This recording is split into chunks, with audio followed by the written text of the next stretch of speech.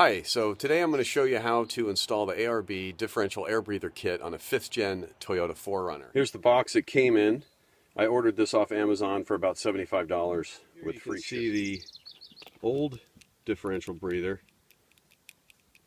which they talk about in other videos, how it functions. And here's the new one that you're going to be installing, and that's where the tube goes in. It's kind of like a shark bite fitting. People say that you only get one chance.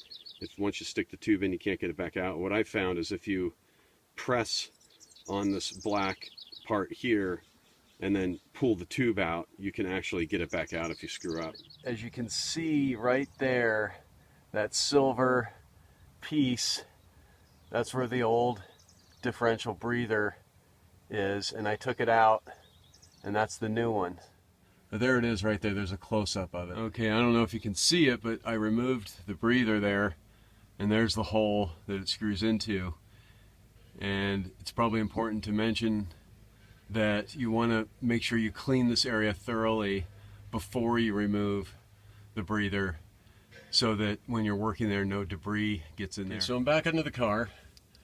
I got the fitting here, and I'm going to attempt to screw it in here. So I'm going to get the 14 mil wrench and tighten this up, and then I'll put the tube in, and then we'll talk about running the tube, where to run it. Okay, I just installed the new breather there. You can see it right here, and the tube's coming up, straight up. I'm going to turn this a little sideways, and you can see I put a big loop in that line, because you want to make sure in the back, especially here, that that line is long enough to where when your axle articulates to its fullest length, that you have enough line to stretch and follow that articulation. Because if you don't, then that hose is just going to probably get yanked right out of that shark bite fitting there. So make sure you have enough extra line here. They give you plenty of line, so make sure you have enough in there. Make sure it's curved and flexible to the point where it won't bind or crimp.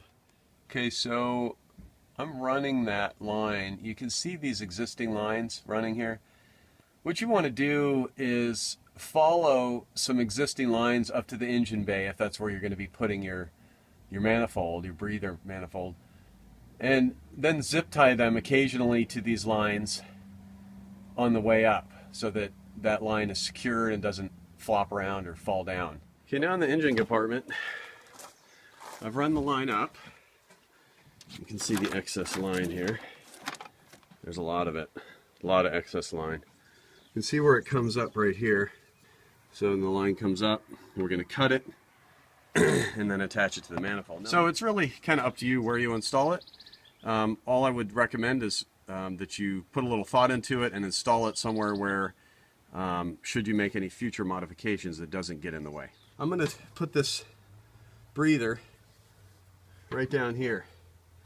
It's going to be out of the way for any future projects, and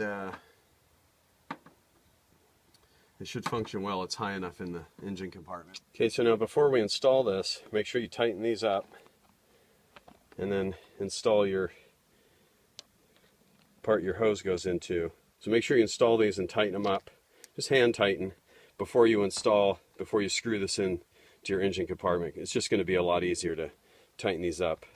And then once you install the manifold, you screw the filter on here, and then you're done. Underneath this here, and an X to hold it in place a little bit. You can see it runs right up into the manifold there. And what we'll do is we'll screw on the ARB filter.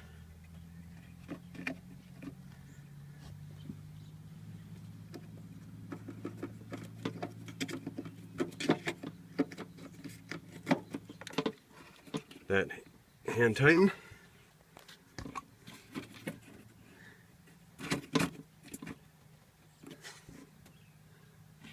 There it is. Good luck with your project. And thanks for watching.